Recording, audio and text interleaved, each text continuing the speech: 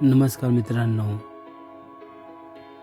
RV Marathi motivation 2021 या YouTube चॅनलवर आपले सर्वांचे मनापासून स्वागत आहे.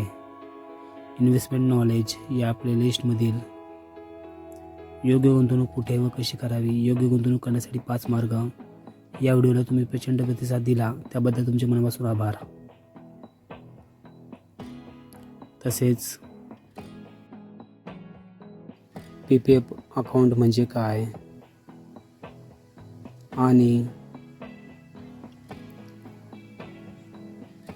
RD म्हणजे काय, RD अकाउंट काय असते, या दोन्ही व्हिडिओला तुम्ही दिलेला प्रतिसाद पाहून मी तुमच्यासाठी आणखीन एक नवीन व्हिडिओ घेऊन आलो आहे. या नवीन व्हिडिओचे नाव आहे 2026 मध्ये करा गुंतवणूक 50-30-20 बजेट नियमानुसार. महिन्याचा पगार कसा खर्च करावा, अनावश्यक खर्च कसा टाळायचा, हिशोबाची यादी कशी बनवायची. आपण आपल्या पगारानुसार बजेट नियोजन करत असतो किंवा कुठलाही खर्च करत असतो. त्यामुळे महिन्याच्या शेवटच्या आठवड्यात आपला खिसा नेहमी रिकामा राहतो. यासाठी आपण पाहणार आहोत एकूण उत्पन्न आणि निव्वळ उत्पन्न यामधील फरक.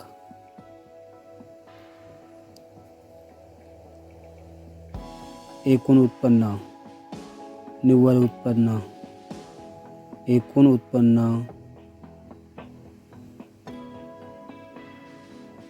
म्हणजे कर, EPF इत्यादी वजावट करण्यापूर्वीची एकूण रक्कम होय. निव्वळ उत्पन्न म्हणजे कर, EPF इत्यादी वजावट केल्यानंतर उरलेली रक्कम होय.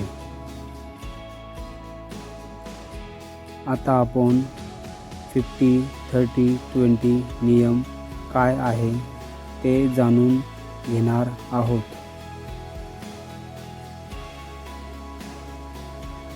50-30-20 नियम. पैशाचे नियोजन करा, आर्थिक स्वातंत्र्याकडे वाटचाल करा.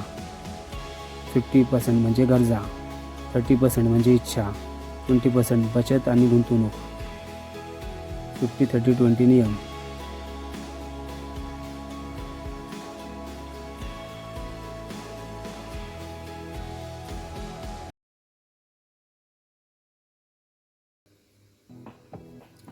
गरजा. 50% गरजा, घर खर्च, वीज, प्रवास, घर भाडे, गृहकर्ज, पाणी, गॅस, अन्नधान्य, वाहतूक खर्च, विमा, वैद्यकीय खर्च इत्यादी. 30% इच्छा. 30% इच्छा, मनोरंजन, खरेदी, बाहेरचे जेवण, छंद आणि आवडी, बाहेर फिरणे, लक्झरी वस्तू इत्यादी. 20% बचत आणि गुंतवणूक.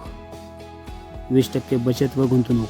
FD account, RD account, PPF account, mutual fund, SIP, stocks, bonds इत्यादी. आता हा नियम एका उदाहरणावरून समजून घेऊया. हा राजू आहे. त्याचे वय आत्ता 22 वर्ष आहे. त्याने नुकतीच आपल्या करिअरची सुरुवात केली आहे. त्याचा पगार म्हणजेच नेट इन्कम 20,000 रुपये प्रति महिना आहे. राजू आपल्या उत्पन्नाचे खालीलप्रमाणे नियोजन करतो. 1. गरजांसाठी खर्च 50%. 10,000 गुणिले 12 महिने बरोबर 1,20,000. 2. इच्छांसाठी खर्च 30%. 6,000 गुणिले 12 महिने 72,000. 3. बचत व गुंतवणूक 20%. 4,000 गुणिले 12 महिने 48,000. म्हणजेच राजू आपल्या उत्पन्नातील 20% रक्कम म्हणजेच दरमहा 4,000 बचत व गुंतवणुकीसाठी बाजूला ठेवतो. तो ही रक्कम FD, RD, PPF, mutual fund, SIP, stock, bonds इत्यादी विविध गुंतवणूक पर्यायामध्ये गुंतवतो. या बचतीवर त्याला दरवर्षी व्याज आणि डिव्हिडंडसुद्धा मिळणार आहे. आजचे योग्य नियोजन उज्ज्वल भविष्याची खात्री देते. कमवा, नियोजित करा आणि समृद्ध बना. तर मग 50, 30, 20 या नियमानुसार आपण आपलं बजेट करूया. हा व्हिडिओ तुम्हाला कसा वाटला ते कमेंटमध्ये नक्की सांगा.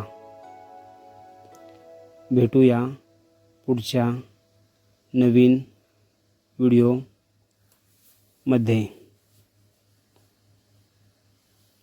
Thanks for watching.